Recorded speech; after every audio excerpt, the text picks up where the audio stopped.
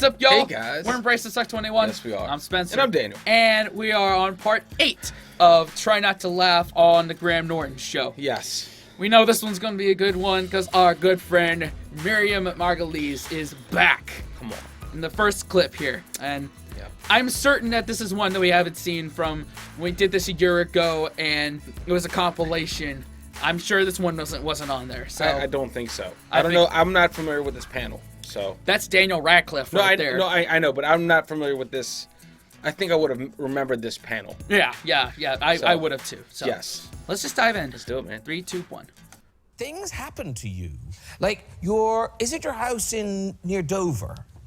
Oh, yes. Yeah. Actually, I'm glad you brought that up because I do rent my house. And if you're interested... Two other people. I mean, she Yes. And it's the nearest house to France, which is very important in this story. And it's £425 a week, and it sleeps 6 people there a clean for air? 425 pounds a week. Wow. Jesus Christ on a cracker. Wow. I mean, Ocean City's starting to get that way. Yeah, it is. Yeah, It is. so, Wow. Good for her. good for her. I mean, she has no stones left to unturn in her life. No. So, No.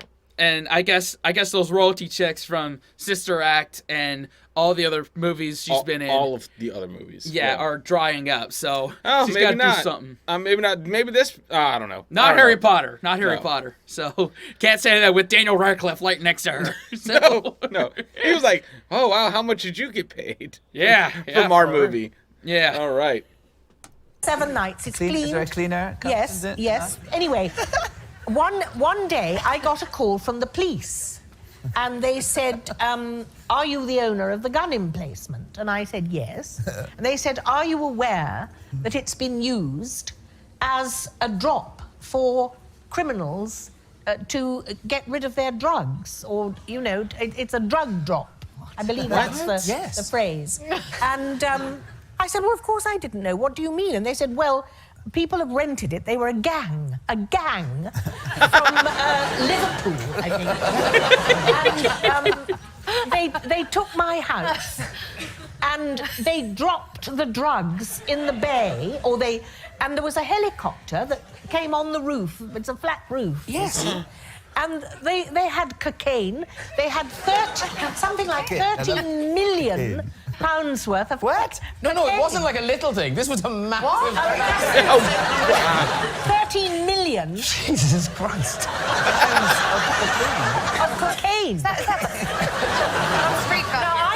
I've never No, taken that was like whole... Is that street value? Tell me you have problems. Oh my God, I love that. Oh, Unbelievable. oh God. Oh, wholesale. Listen, it's wholesale, of course. Well, of course, I was horrified because I didn't know. I mean, I don't have anything to do with the people that rent it. No. I just take the money, you know. Yeah. And I could get more for it because it's really lovely, actually. There's all that But what was cocaine. upsetting to me was when it was reported, of course, in the Daily Mail, all the people online said, oh, she must be in it. You know, she's part of the gang. And they were calling me Miriam Escobar.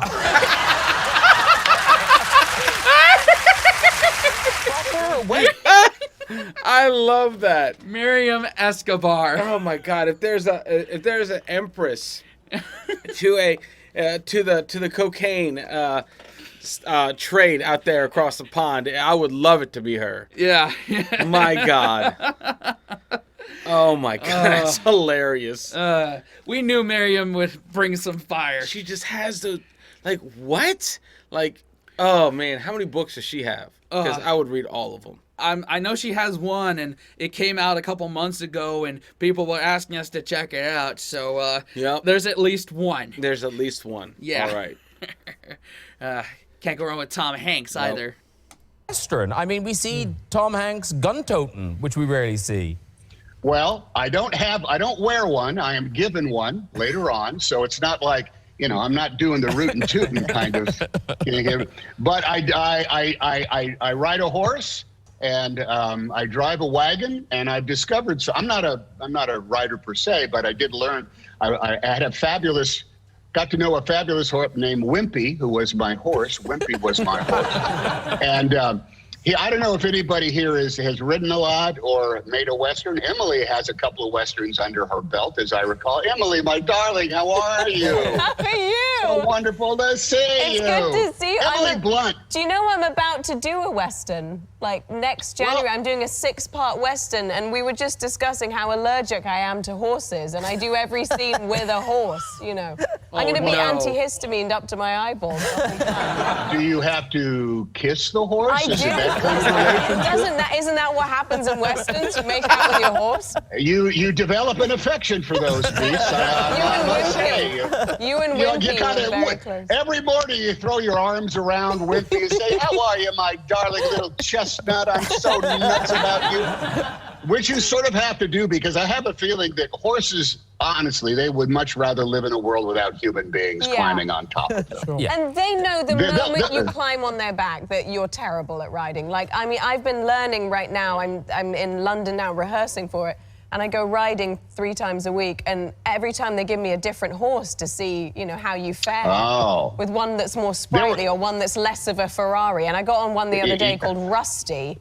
My God, it almost took off with me. It was terrifying. I couldn't walk the next day. Rusty did me in.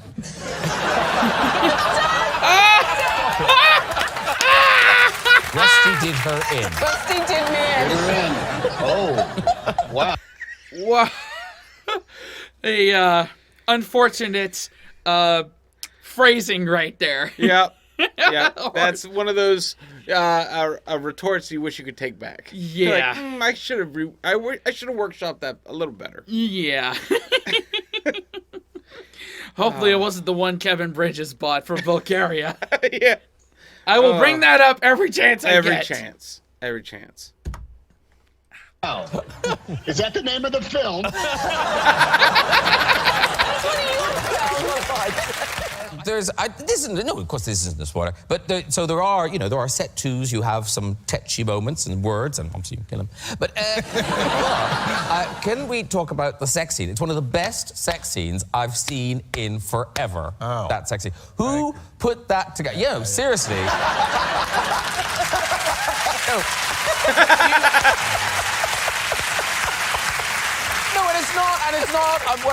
It's not like they're kind of like prancing around naked. It's a really clever.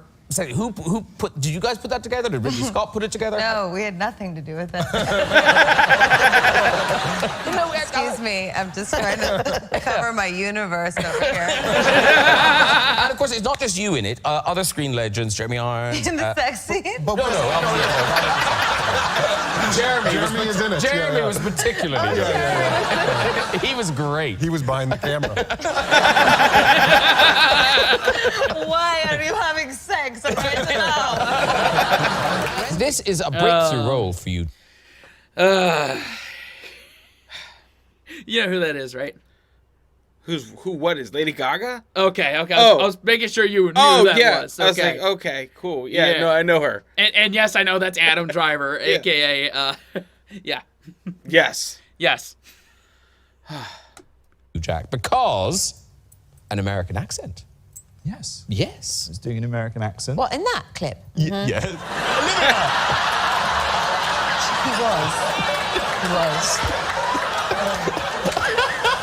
I feel the Oscar buzz fizzling away. It was. No. So sorry. I heard it. Terrible. Yes, no. Yeah.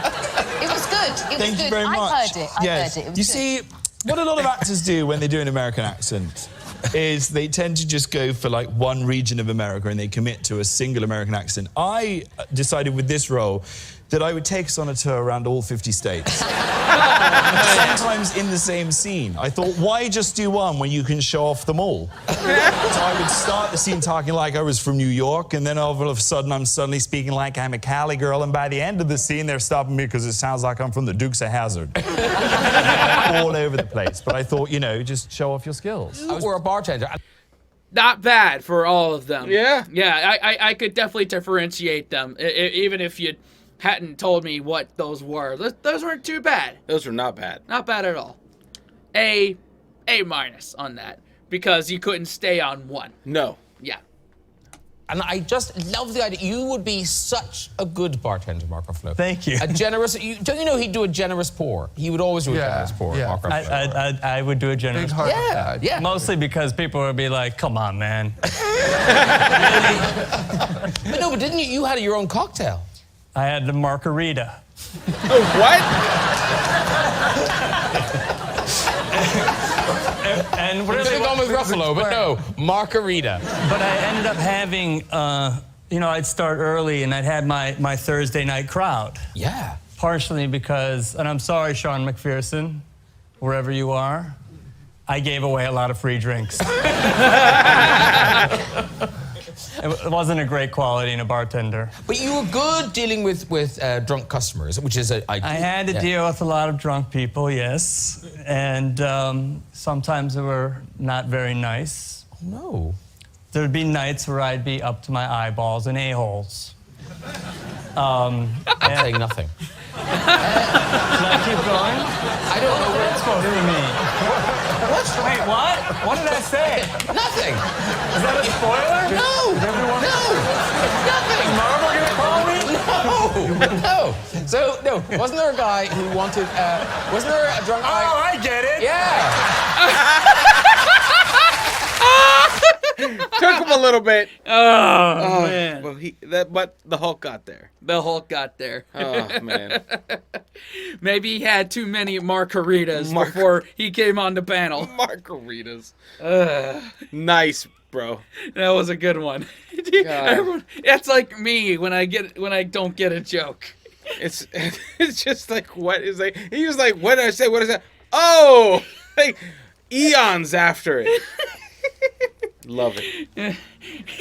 Everyone loves Mark Ruffalo, man. Yeah, how can you not? He's just beloved. All right.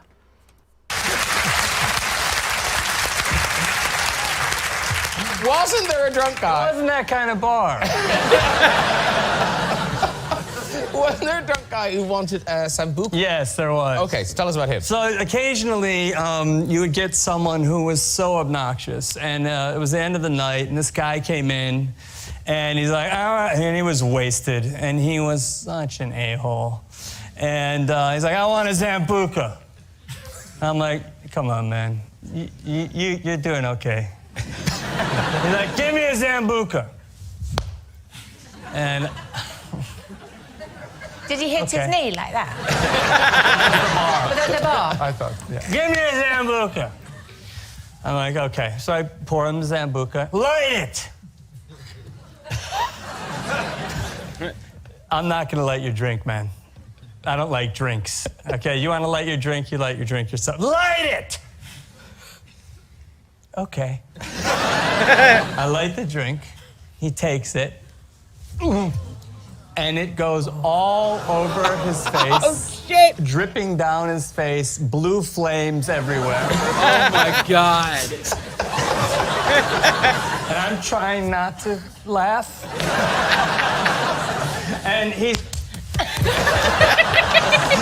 beats the hell out of himself to get it out.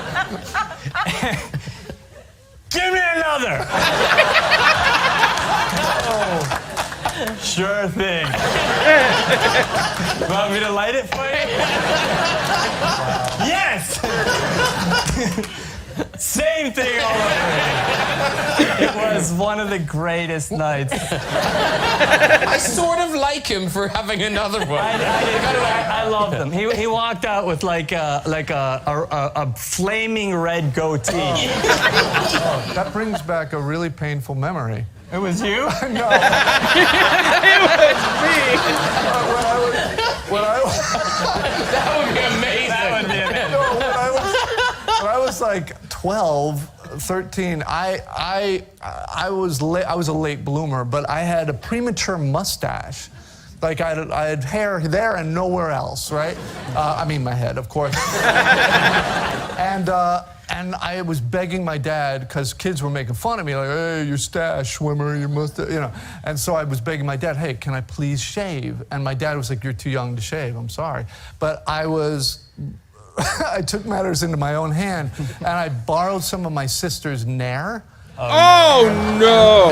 And for those of you who don't know, it's like a chemical hair removal. We got it Imac. Imac, yeah. Oh, okay, so I put it on my lip, but I left it on too long. So I had a burn mark. Just like the guy. Only it was, you know, I had to then go to school, and everyone knew I had tried to take my hair up, and they're like, what the? And so all these other names. So I'm sorry to relive that trauma, but I want to share that. So. Very good. Wow. Respect. So, I think David Schwimmer and his 12-year-old mustache needed a break. I would say they broke up. Yeah. I say it was a break. We don't agree on everything all the time. Y'all figure that out by now. How your height difference makes those stunts more complicated. Thank you, Graham. I didn't say it. Zendaya said it. No, that is a good story. It's a good story. Well, you see, there's a particular stunt. I don't know if it's in this, but there's a, you know, Spider-Man swings us on top of a bridge, and he places me there. Oh, there you and are. That's the bridge. Yeah, that's the bridge. We eventually jump off of that. I was Great. screaming. Yeah. So he's supposed to gently, you know, rest MJ on the bridge and walk away from her. Because of our height difference, I obviously, if we're on the same like point, 'cause we were attached, weren't we we? were attached. I would land before him. My feet obviously hit the ground before he does. So, Oh my God. what would happen? Well, it's called a bottom mark, isn't it? And the bottom mark is it's a thing that they do in stunts that is basically designed to stop you shattering your kneecaps. Oh, yeah. So Zendaya would land, and I'm the superhero. I'm supposed to look cool. And she would land, and then I would sort of land like this, and my feet would swing from underneath me, and then she would catch me. And then like, cut! I'm like, stop doing that! They were actually There is a bit of a height difference between them. Yeah. very lovely about it. You were like, oh my gosh, thank you. It's so nice to be caught for a change. Oh, man. Gotta love that. Can't go wrong with the Graham Norton show. No, man. That's for damn sure. That's for damn sure, dude. Automatic 2 thumbs up. Yep. I mean, the fact that we got Miriam back on the channel is a treat in itself. Yeah, it but all these other stories, man. What was it? The Mark Ruffalo in the shot, a fiery shot. I love that one. I didn't know I needed that from him. No. You know, like I always knew like Mark Ruffalo was kind of like your normal dude. Yeah, You know, yeah. normal upbringing. Yeah. And that's just like, okay, man. I could see him behind a bar doing that.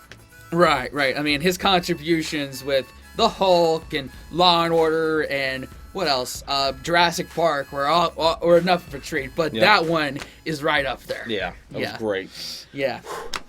How many more we got? Like 9, 10? There's got to be more. I mean, Graham Norton is like, the show is going to be on this channel for a while. It really is. Even when I take his job as Eurovision presenter. Yeah, come on. Yeah. Yep. There's probably one of the videos of my Eurovision journey linked at the end of this video. So go watch that. And in the meantime, thanks for liking, commenting, subscribing, hitting that bell, and sharing with your friends. Definitely. Wash your hands, scrub your toes, wipe your ass, blow your nose, embrace the suck. Unplug and do something crazy. Sláinte, y'all. Later. Fellas, we can be that mistake. Let's do this.